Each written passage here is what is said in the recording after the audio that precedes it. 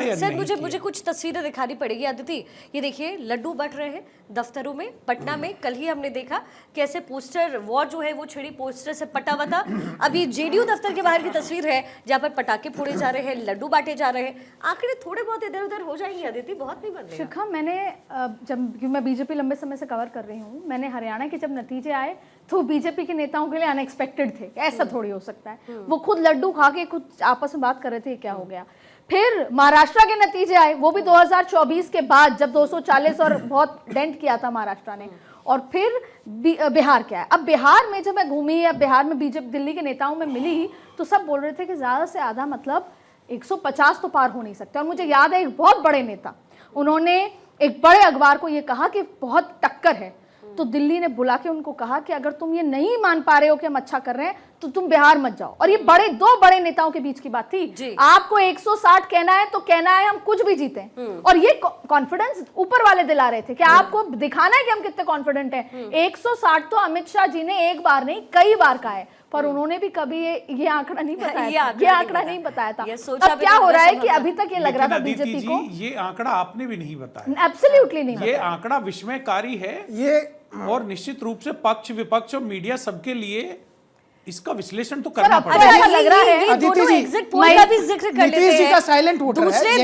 दूसरे दिन सौरभ जी जो जज्बात है पूरे बदले हुए टेलीविजन पर भी नजर आए थे अदिति। हमने भी वो आंकड़े दिखाए, पहले दिन का एग्जिट पोल और दूसरे दिन के एग्जिट पोल में बड़ा डिफरेंस नजर आया था। लेकिन वाकई अदिति सही कह रही है, ये जो नंबर गेम है दिनेश जी, ये को किसी ने नहीं समझा, ये भी हो सकता है। और बिल्कुल जी दिनेश जी देखिए, सबसे पहले अगर देखा था कि मतलब पहले तरीके जो शुरुआत में जैसे शुरुआती दौर जो था उसमें जैसे कि मैनेजमेंट ठीक ठाक थोड़ा नजर आया था कांग्रेस का, लेकिन वो बाद में पता लगा कि सर वो सीट शेयरिंग में नंबर बढ़ाने के लिए सिर्फ था कि अपनी सीट जो है कैसे। दिनेश जी, मैं एक बीच में आपको बोल रही हूँ, मैं बहुत लंबे समय से कांग्रेस बीजेपी सब कवर कर रहे हैं।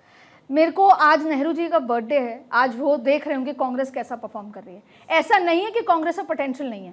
देश की राजनीति, और मैं एकदम साफ कहूंगी जिसमें दीपक जी भी सुन रहे होंगे और हमारे बीजेपी के प्रवक्ता भी सुन रहे होंगे, एक्चुअल में राजनीति 60 साल तो कांग्रेस से ही करी है और कांग्रेस से ही सिखाया है बीजेपी को कि राजनीति कैसे करते हैं। और साइड इसीलिए सर सवाल ये है कि आप तैयारी ही नहीं करना चाहते हो। मैं कांग्रेस के बड़े नेताओं से जब ऑफ रिकॉर्ड बात करती हूँ तो वो सिर पीटते हैं कि तैयारी ही नहीं, स्ट्रैटेजी ही नहीं है। नहीं, लेकिन अदिति तैयारी करवाएगा कौन? दीपक जी क्विक रिएक्शन दीजिएगा, फिर मैं सौरभ जी। ऐसा नहीं है कि कराने वाले नहीं है, आपको उनको सीट नहीं देनी, आपको उनको जगह नहीं देनी। देखिए मल्लिकार्जुन खड़गे जी एजेड है, दलित वोट भले ही बहुत अच्छा आ सकता है, लेकिन स्ट्रैटेजी के लिए 24 घंटे आपको रहना है। राहुल जी अभी नहीं कर सकते तो है, ऐसा नहीं कांग्रेस में नेता नहीं है, आपको लाना नहीं है, बैठना नहीं है, फ्रंट और कांग्रेस में एंट्री मैं थोड़ा सा बताना चाहूंगा। मैं थोड़ा देखिए एग्जांपल के साथ बताऊं है कि देखिए कांग्रेस में जो धड़े 2-3 बन गए, प्रियंका जी का धड़ा अलग, राहुल जी का धड़ा अलग और सोनिया जी का अलग से।